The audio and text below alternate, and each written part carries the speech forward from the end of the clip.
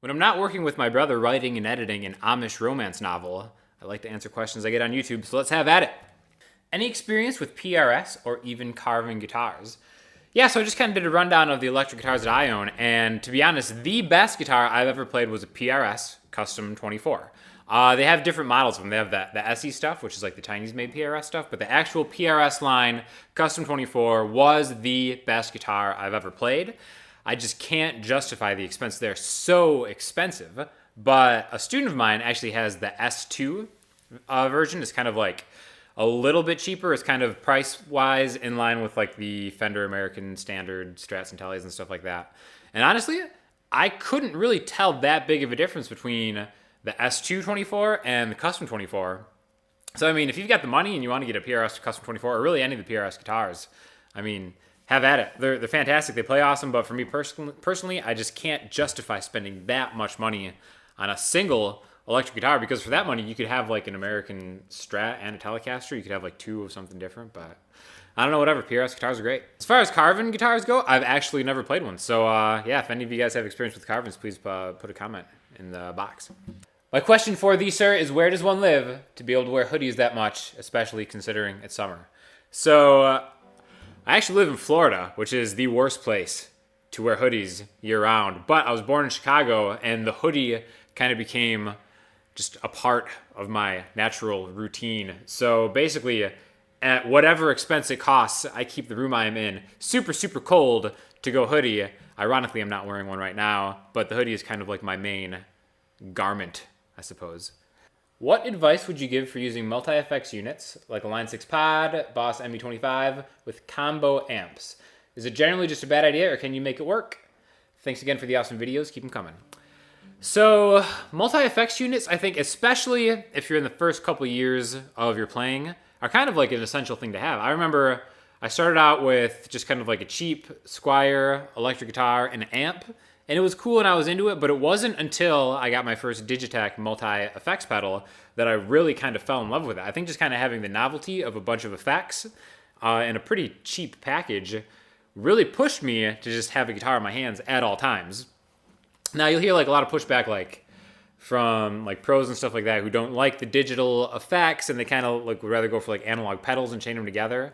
But I personally think that the multi-effects units are really great specifically for certain types of effects. I think it's quicker to say that I don't really like the distortion on multi-effects units, and I don't like any kind of octave generator.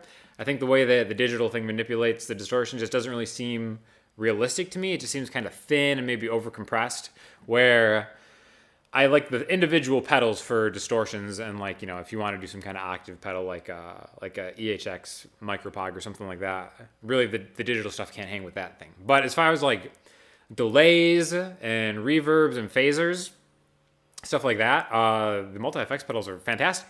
As far as using them with like different combo amps or solid state amps or tube amps, I do think that a consideration to take into effect is that when you go through a multi-effects digital processor, you are going to lose some kind of manipulation in your tone, right? I'm not a huge fan of recording with them, but I think the real value is just having everything in one box, and especially just like learning how different effects work.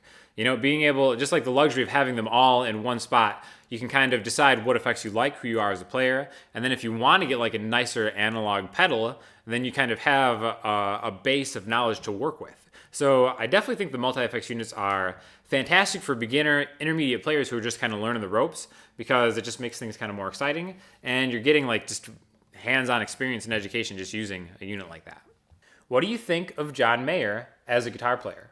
So my favorite part of this question is that they're specifically asking, what do you think of him as a guitar player? Which makes me think that they're actually a big fan, but they don't want people kind of like crapping all over his personality.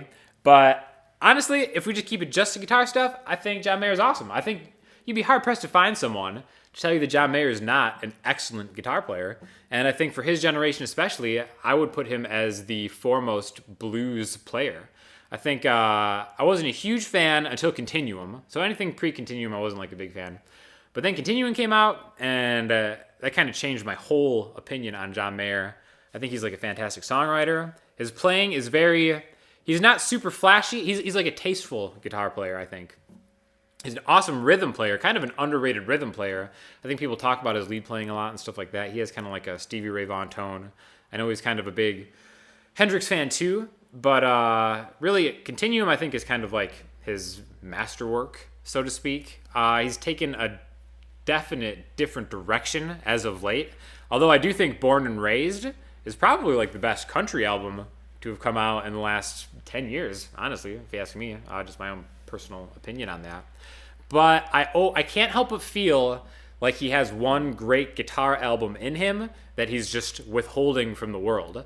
I mean, I'm all for artists kind of like going every direction that they want to go.